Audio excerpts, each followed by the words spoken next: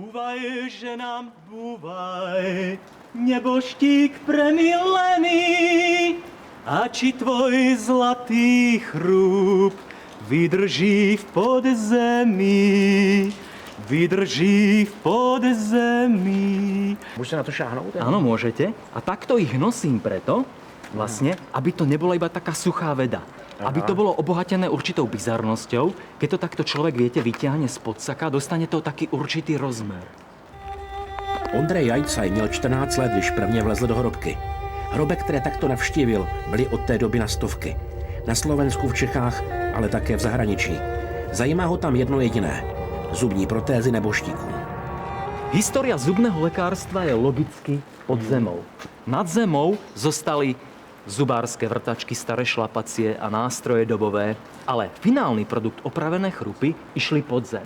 A práve opravené zuby veľmi informujú o minulosti lekárstva. Napríklad tu na krásne vidíme ošetrenú zlatými inlejami, to sú liaté vložky, Atropiu alveolaris. Je samouk, nemá odborné vzdělání a přesto získal díky své posedlosti uchovat dávné zubní protézy a také díky soustavnému studiu stomatologické literatury často i pozoruhodné znalosti. Oklusálne vložky na zuboch môžu hovoriť o tom, ako ten človek vyslovoval jednotlivé hlásky. Mám tam aj anomálie. Anomálie mandibul.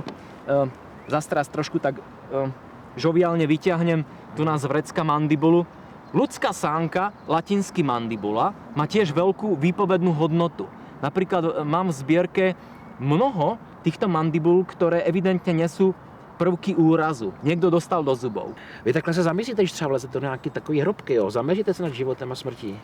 Áno, vždycky som práve rozmýšľal nad tou pradávnou otázkou, kládol som si ju a mám také možno svojské názory. Napríklad by som doporučoval, aby smrť nebola vytesnená, hej? Aby nebola niekde mimo. Lebo tým sa stáva tabu a tabu je mocné.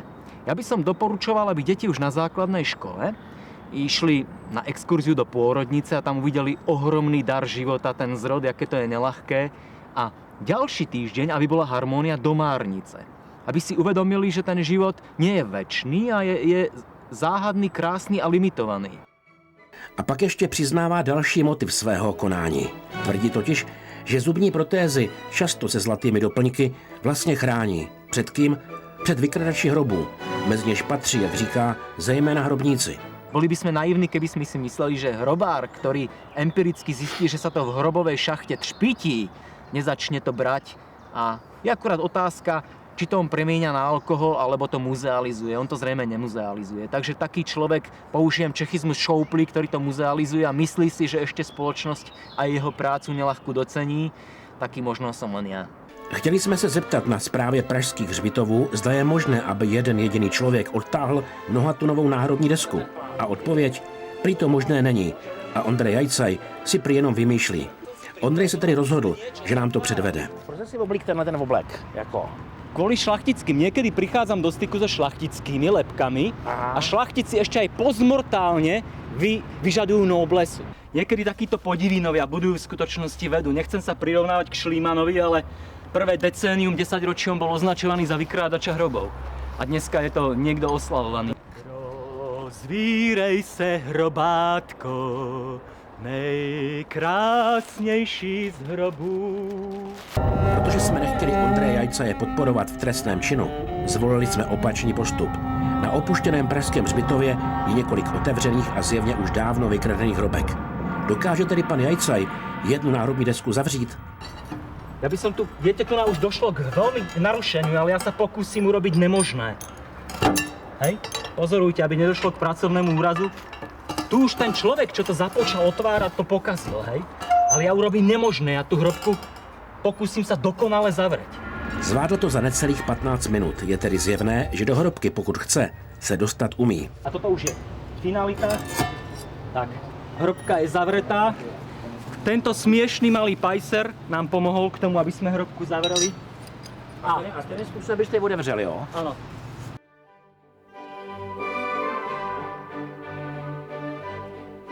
byste pana Faraři vlez do horobky a vzal byste třeba někomu jenom zuby a zase byste vylez? Neudělal byste to. A prosím vás, pán farár, máte taký rešpekt, povedzme, pred ľudskými ostatkami? Samozřejmě, Dokázal byste sa toho je to chytiť? člověk, že jo? Je to ostatek člověka, Ktorý samozřejmě cítil, miloval? miloval, měl svůj životní příběh. A viete čo, ja sa domnievam, že úcta patrí životu, viete? Mnoho ľudí za života nevie prejaviť lásku a následne potom polírujú ostentatívne náhrobky. Máte pravdu, ano, je to tak. Nemáte teda obavy, když dejme tomu to zveřejníte pomocí televize, tu vaši činnost, že vás třeba zavřou nebo obžalujou nebo něco takového? Viete, človek nikdy nevie. Právo je medzi zemou a nebom. Áno, takže neviete, kto do toho vstúpi, ale som opatrný aj na radu kamaráda právnika. V súčasnosti tam nechodím.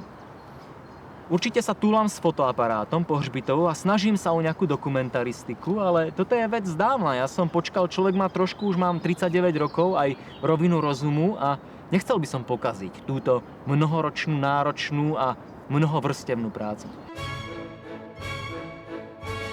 Svého času se Ondrej Jajcaj nechal zaměstnat jako hlídač vídeňského centrálního hřbitova. Jak tvrdí, pronikl do hrobek slavných hudebních skladatelů Johannese Brahmse a Johanna Strause. Opět kvůli jejich zubům. Tohle své dobrodružství popsal i ve své knize Audacia contra Timoris, neboli Odvaha proti strachu. Zaujímavé, že neboli až tak veľmi starí a nemali už svoje zuby. Brahms napríklad mal jediný zub. A povedal by som, že Brahms bol kuřák, bol fajčiar. Ten zub je tak zvláštne do žlta zafarbený, ako keby častokrát fajčila ten nikotín, ako keby dofarbil tú sklovinu toho jediného zubu. Ináč Straussové zuby sú krásna práca, je to kombinácia kaučuku a porcelánu. Určite to bol vrcholný dobový dentista viedenský.